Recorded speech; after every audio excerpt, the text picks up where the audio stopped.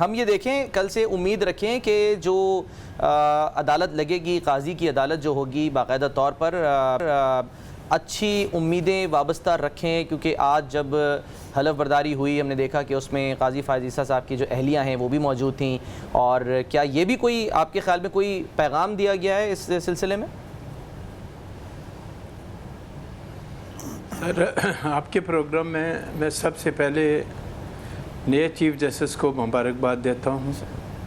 اور مبارکباد کے ساتھ ساتھ اس بات کی امید کرتا ہوں کہ ماضی میں جو آنریبل سپریم کورٹ کی ساکھ کو خراب کیا گیا وہ اس کو بحال کرنے میں اپنا پورا رول پلے کریں گے. دوسری بات یہ ہے کہ وکلا برادری کا بڑا دیرانہ مطالبہ یہ تھا، اور جب آپ کو یاد ہوگا کہ پرویز الہی اور امزاد شہباز والا کیس تھا تو اس وقت ہم سابقہ صدور سارے گئے اور آنریبل چیف جسٹس سے ہم نے اپیل کی، ریکویسٹ کی کہ مہربانی کر کے فل کورٹ بنایا جائے بعض اساس معاملوں میں جو آپ ججمنٹ دے رہے ہیں. اور امپریشن یہ آتا ہے کہ آپ اپنی مرضی کی بنچ کو بناتے ہیں جس کی وجہ سے سپریم کورٹ کی ساکھ خراب ہو رہی ہے، لیکن ہماری بات کو اس وقت نہیں مانا گیا. آپ کو یاد ہوگا کہ جب پروسیجرل ایکٹ آیا سپریم کورٹ کا تو وہ قانون بنا ہی نہیں تھا، تو آنریبل سپریم کورٹ نے اس کو سٹے کیا. میرے نزدیک کوئی قانون جب تک قانون نہیں بن جاتا اس وقت تک تو نہ اس کو چیلنج کیا جا سکتا ہے نہ سٹے دیا جاتا ہے. لیکن بہرحال یہ ماضی میں جو کچھ ہوا آپ کے سامنے ہے. اصولی طور پر جسٹس فیض عیسیٰ صاحب جو آپ چیف جسٹس آف پاکستان ہیں، آپ نے دیکھا ہوگا کہ وہ 4-5 مہینے صرف اس وجہ سے کسی بنچ کے اندر نہیں بیٹھے. ان کا کہنا یہ تھا کہ یہ جو پروسیجرل ایکٹ آیا اس میں بنچ کنسٹیٹیوٹ کرنے کا رائٹ اب چیف جسٹس آف پاکستان کے پاس نہیں رہا،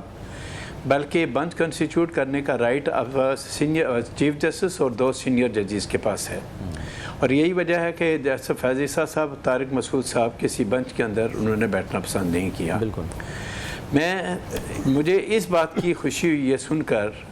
کہ ہمارا دیرانہ مطالبہ جو تھا کہ فل کورٹ بنایا جائے، نئے چیف جسٹس نے آتے ہی سب سے پہلے فل کورٹ بنایا اور اس کیس کو فکس کیا جس کو قانون بننے سے پہلے ہی سپریم کورٹ نے سٹے دے دیا تھا. اور ظاہر ہے کہ ماضی میں جیسے فیض عیسیٰ صاحب کا جو سٹینڈ تھا وہ یہی تھا کہ اس قانون کے بننے کے بعد بنچ کنسٹیٹیوٹ کرنے کا رائٹ جو ہے وہ چیف جسٹس اور 2 سینئر ججز کا ہے. اور انہوں نے اس میٹر کو سب سے پہلے سپریم کورٹ میں فکس جو کیا وہ اس بات کا میسیج دیتا ہے کہ پہلے وہ اس پوائنٹ کو ڈیسائیڈ کرنے چاہتے ہیں تاکہ یہ ڈیسائیڈ ہو جائے کہ آئندہ جو بنچ کنسٹیٹیوٹ کی جائے گی وہ چیف جسٹس اور 2 سینئر ججز کی مرضی سے بنے گی.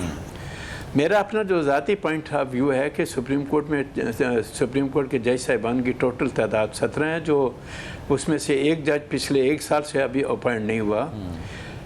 17 ججز اگر اپنے سسٹم کو ایک دوسرے کی مشاورت سے چلائیں،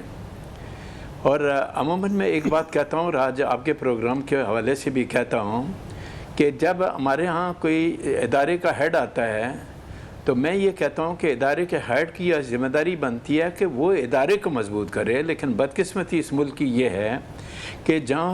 جب ہمارے ملک میں کوئی اداروں کا ہیڈ آتا ہے